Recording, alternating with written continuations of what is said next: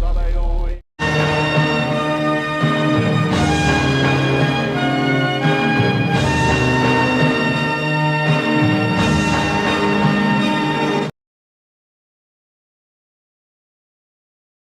living way beyond our means. Welcome to Irish History. Before I go into the topic at hand, let's first take a look at the background of the conflict in a quickish summary. In 1954, in June, the Geneva Accords ended the First Indochina War and it granted independence of the French colonies in Indochina, like Laos, Cambodia, and Vietnam, except Vietnam was split in two. North Vietnam, led by Ho Chi Minh, and South Vietnam, eventually under the leadership of President Diem. Now, while North Vietnam was a one-party system in the political ideology of communism, South Vietnam aimed to be close to the West. But in the Geneva Accords, North and South Vietnam can be unified in an election. The United States apparently was all for this, but they were fearful Vietnam would become communist.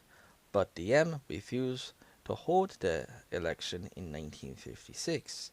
But even though North Vietnam wanted to reunite the country, the pursuing the war wasn't in its mind. But both Presidents Eisenhower and JFK supported the unpopular and dictatorial regime of Diem in South Vietnam. In 1961, JFK did reckon Vietnam would be a test to his government credibility and resolve the Cold War with communism. There was a movement called the National Liberation Front whose goal was to reunite the North and South Vietnam by force. Of course, this group will be known as the Viet Cong, and North Vietnam supported this group with supplies, with members increasing in 1964.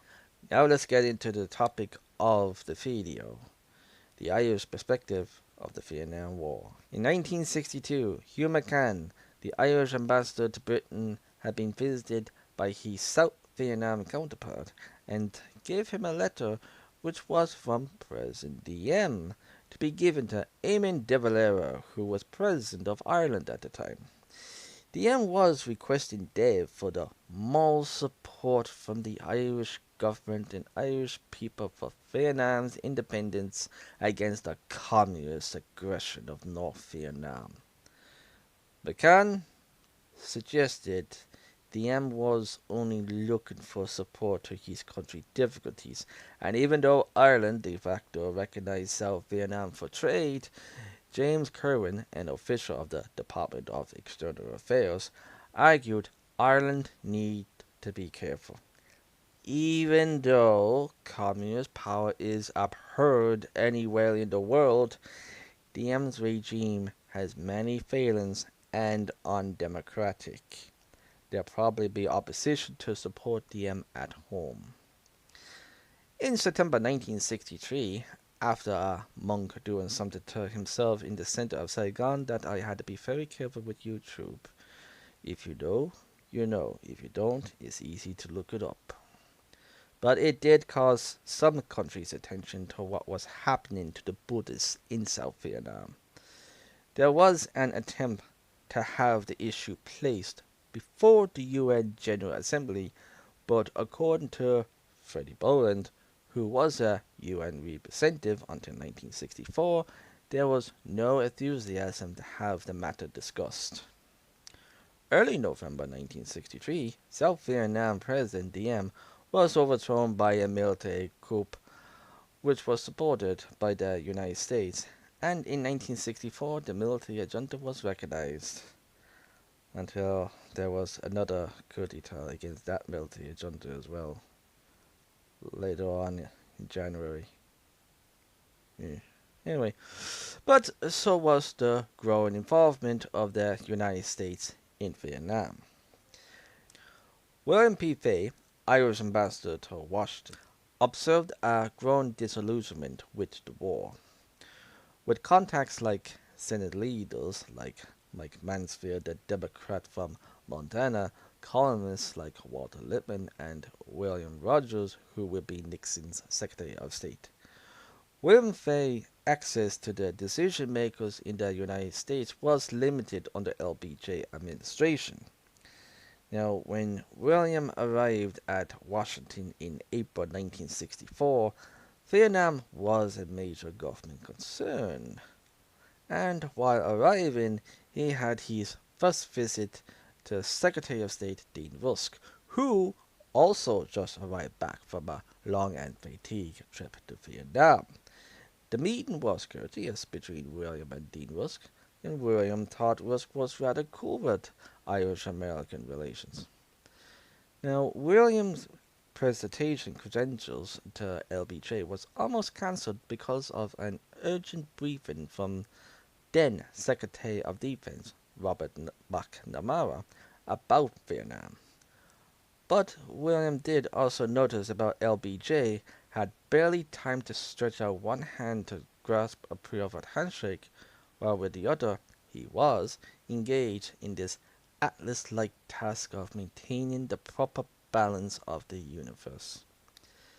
The alleged Gulf of Tonkin incident between the United States and North Vietnam naval vessels in August 1964 led to the first airstrike by the United States on North Vietnam, which exceeded further escalation of the war. William Fay approvingly commented, more notable and admirable aspect of the whole incident is the measured restraint with which the President of the United States has used what he himself described as the awesome power which he disposes of. And William Fay continued, repeating what Dev comments when he visited Washington in May 1964, that American leaders are thinking at the highest level and that they are facing realistically the complicated situations that confront them. A confidential report written 18 February 1965 during the escalation of America's air and ground involvement in the war, William Fay noticed the opposition of the war wasn't from the Republicans but from LBJ's Democratic Party. The key doubters were Mike Mansfield, Senate Majority Leader, and Frank Church. William Fay noted and agreed with the Indian ambassador to the United States view there is a strong and genuine national liberation element in the Viet Cong, even if united by communism. William Fay met Mansfield in March 1965, and at that time U.S. policy was committed to use bombing to break the will of North Vietnam and the Viet Cong. During his meeting, the criticism of the war policy was becoming difficult. Hawks crying louder, and national war psychosis may develop and become unmanageable, so that President may find that when turns to negotiation, the national consensus may already have turned to escalation. By the end of 1965, William Fay didn't only reflect on the disillusionment of many Americans with the war, but also reveal his doubts about it, as he commented, little remains of the fiction that the United States is aiding anything that can reasonably be called a democratic government to preserve its independence. It is collaborating with an unstable military dictatorship to prevent a communist takeover of the South, and has inevitably assumed the main burden of the war. William Fay endorsed the view of his Indian colleague, Ho Chi Minh is seen as a national hero, but did question the description of North Vietnam aggression. But he didn't doubt LBJ's desire for peace. That is all for now. Part 2 will be coming out soon. So until then, Slán.